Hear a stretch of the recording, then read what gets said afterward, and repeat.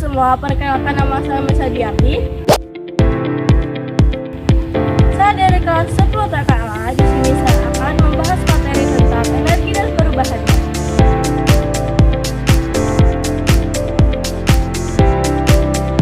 Energi, apa sih itu energi? Energi adalah kemampuan untuk melakukan usaha atau kerja atau daya yang digunakan untuk melakukan berbagai proses kegiatan. Berdasarkan hukum kekekalan energi, energi tidak dapat dibuat dan dimusnahkan sehingga jumlah tetap, tetapi bentuknya dapat berubah-ubah. Adapun macam-macam energi sebagai berikut. 1. Energi kinetik. Energi kinetik merupakan energi yang disebabkan oleh gerak suatu massa. Dengan kata lain, energi kinetik ini bisa disebut dengan energi gerak. Selain itu, energi kinetik yang dimiliki suatu benda sangat bergantung pada laju dan massa yang ada. Energi kinetik bisa dihitung menggunakan rumus berikut. EK sama dengan setengah M dikali V kuadrat. 2. Energi potensial. Energi potensial adalah energi yang ada pada suatu benda karena adanya pengaruh tempat dari benda tersebut atau letak benda itu berada dalam medan gaya.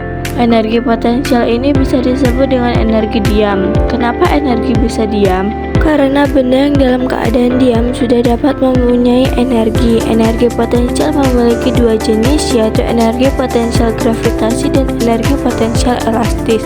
Apa itu energi potensial gravitasi? Energi potensial gravitasi adalah energi yang ada pada suatu benda karena kedudukannya ada di permukaan bumi. Salah satu contohnya yaitu air terjun, karena air terjun mengalir dari kedudukan tinggi ke kedudukan rendah. Dan apa itu energi potensial elastis? Energi potensial elastis adalah energi yang terjadi diakibatkan oleh kecenderungan suatu benda untuk berada di posisi awal. Salah satu contohnya yakni busur panah. Para busur panah direntakkan akan kembali pada posisi semula. Energi potensial bisa dihitung menggunakan rumus berikut. EP sama dengan M dikali G dikali H. 3. Energi cahaya. Energi cahaya adalah energi yang dapat memancarkan cahaya. Energi cahaya dapat dilihat pada lampu, api, dan matahari. Adapun energi cahaya yang disimpan dalam sebuah sel surya untuk dijadikan sebagai energi listrik. Sel surya itu sendiri adalah perangkat atau alat yang dapat mengubah energi cahaya menjadi energi listrik. Energi cahaya bisa dihitung menggunakan rumus berikut. E sama dengan H dikali F.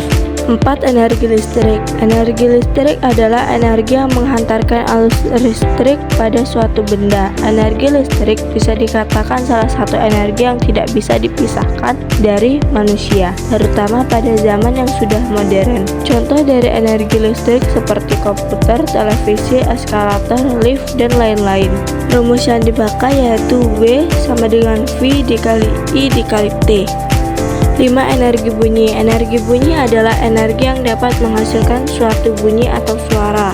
Pada umumnya, energi bunyi akan muncul ketika ada energi gerak. Contohnya pada sebuah lonceng. Lonceng tidak akan mengeluarkan bunyi ketika tidak bergerak. Dari contoh tersebut, maka bisa dikatakan bahwa energi bunyi dapat merambat melalui udara, zat padat, dan zat cair.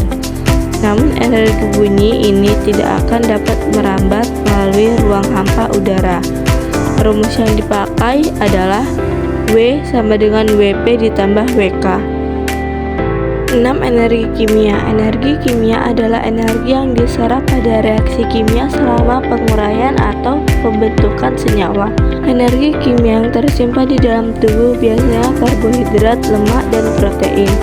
Semua zat-zat gizi tersebut akan diolah dan diuraikan di dalam tubuh menjadi asam lemak, gula, gliserol, dan asam amino. Selain pada makanan, energi kimia bisa dilihat pada baterai, aki kendaraan, bensin, batu bara, minyak tanah, dan lain-lain. Dan rumus yang digunakan adalah E sama dengan EB dikali E.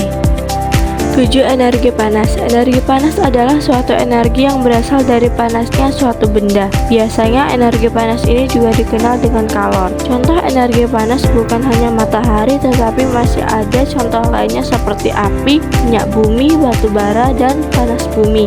Adapun rumus yang digunakan untuk mencari energi panas sebagai berikut.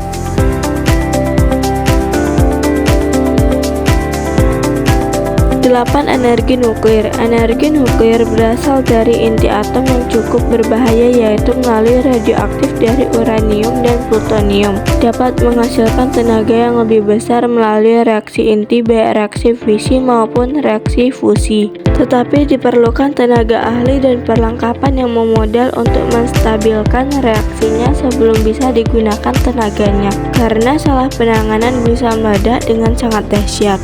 9. Energi mekanik. Energi mekanik merupakan jumlah energi potensial dan energi mekanik pada sebuah benda atau sistem. Contoh, saat sedang bermain ketapel, ketika batu kamu tarik ke belakang, batu tersebut memiliki energi potensial. Tetapi ketika batu itu lepas dan terdorong ke depan, batu tersebut memiliki energi kinetik. Rumus yang digunakan dalam energi mekanik yaitu EM sama dengan EK ditambah EP sama dengan setengah M dikali V kuadrat ditambah M dikali G dikali H. Perbedaan antara energi terbarukan dengan energi tidak terbarukan.